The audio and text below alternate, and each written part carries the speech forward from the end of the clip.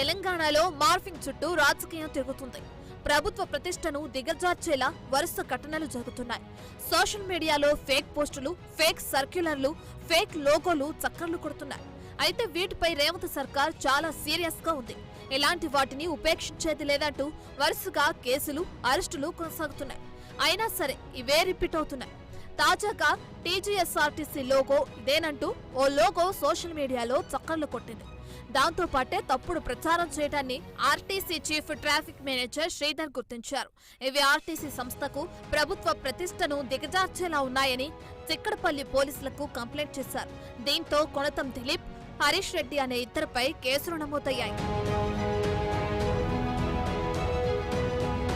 అటు TGSRTC logo విషయంలో కాంగ్రెస్ కు అనుబంధంగా ఉన్న వ్యక్తులపై కేసులు ఎందుకు పెట్టడం లేదని DGP Ravi Gupta, RTC MD VC సజ్జనార్ను బీఆర్ఎస్ వర్కింగ్ ప్రెసిడెంట్ కేటీఆర్ ప్రశ్నించారు. రాజకీయ పెద్దల మాటలు విని వేధిస్తే అందరినీ కోర్టుకు లాగుతామన్నారు. మరోవైపు మంత్రి పొన్నం ప్రభాకర్ అధికారిక వాట్సాప్ గ్రూప్ నుంచి లోగో విడుదలైందని, అందులో పాత లోగోలో ఉన్న మాదిరి చార్మినార్, కాకతీయ తోరణం లేకపోవడం గురించి సోషల్ మీడియాలో పోస్టు పెట్టానని తెలంగాణ డిజిటల్ మీడియా మాజీ డైరెక్టర్ కొణతం దిలీప్ అంటున్నారు. మరోవైపు ఆర్టీసీ కొత్త లోగో ఇప్పటి వరకు అధికారికంగా ఖరారు కాలేదని ఎండీ సజ్జనార్ క్లారిటీ ఇచ్చారు. సర్క్యులేట్ అవుతున్న లోగోతో ఆర్టీసీకి ఎలాంటి సంబంధం లేదన్నారు. మరోవైపు ఉస్మానియా యూనివర్సిటీ హాస్టల్ సెలవుల విషయంలో ఇటీవలే ఓ ఫేక్ సర్క్యులర్ తీవ్ర దుమారం రేపింది.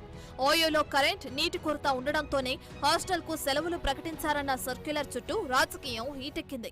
నిజానికి బీఆర్ఎస్ హయాంలో ఇలాంటి సర్క్యులర్ జారీ చేశారని కాంగ్రెస్ ప్రతిగా కౌంటర్ ఇచ్చింది. CM Revanth fake circular post చేశారని కేటీఆర్ ఆరోపిస్తూ వస్తున్నారు. ఓయూ పేరుతో ఫేక్ సర్క్యులర్ ను సోషల్ మీడియాలో క్రిసాంక్ అప్లోడ్ చేశారని కాంగ్రెస్ సోషల్ మీడియా విభాగం ఫిర్యాదు చేసింది.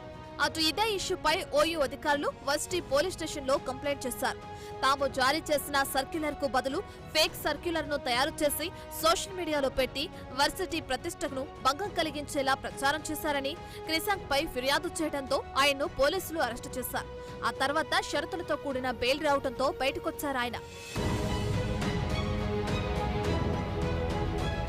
అటు రాష్ట్ర ప్రభుత్వ పనితీరుపై ఎక్స్ ఖాతాలో ఓ ఫేక్ వీడియో వైరల్ అయింది.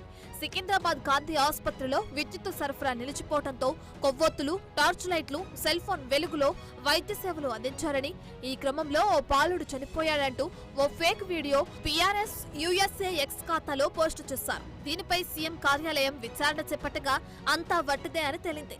పాత క్లిప్పింగ్ తో డీప్ ఫేక్ ద్వారా తప్పుడు వీడియోను సృష్టించారని విచారణలో వెల్లడైంది. సీఎం పేష ఆదేశాలతో ఈ నెల 20న గాంధీ ఆసుపత్రి సూపరింటెండెంట్ రాజారావు చిలకలగూడ పిఎస్ లో ఫిర్యాదు చేశారు. దీనిపై పోలీసులు దర్యాప్తు చేపట్టారు. బీఆర్ఎస్ యూఎస్ఏ ఎక్స్ ఖాతాలో హరీష్ రెడ్డి అనే వ్యక్తి ఈ ఫేక్ వీడియోను అప్లోడ్ చేసినట్లు సాంకేతిక ఆధారాల ద్వారా గుర్తించారు. అటు ఈ ఫేక్ వీడియోతో డాక్టర్లు, సిబ్బందిపై నిందలు వేయటం కరెక్ట్ కాదని గాంధీ సూపరింటెండెంట్ రాజారావు ఆవేదన వ్యక్తం చేశారు. అయితే గాంధీ హాస్పిటల్లో కరెంటు పోయిన వీడియో, ఆర్టీసీ లోగోపై తాను చేసిన పోస్టులను ప్రస్తావిస్తూ కేసులు పెట్టారంటున్నారు బీఆర్ఎస్ ఎన్ఆర్ఐ సెల్ నాయకుడు హరీష్ రెడ్డి.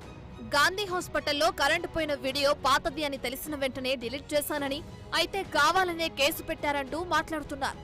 ఏది పాతది, ఏది కొత్తదో తెలుసుకోకుండా ప్రభుత్వ ప్రతిష్టతను దిగజార్చేలా బీఆర్ఎస్ నేతలు సోషల్ మీడియాలో రెచ్చిపోతున్నారని కాంగ్రెస్ నేతలు ఫైర్ అవుతున్నారు. మొత్తంగా తెలంగాణ రాజకీయం మార్ఫింగ్ వీడియోలు, ఫేక్ సర్క్యులర్లు, పాత వీడియోల చుట్టూ తిరుగుతోంది. మరి ఈ మాటల యుద్ధం, కేసులు, అరెస్టులు ఎంతవరకు వెళ్తాయో చూడాలి.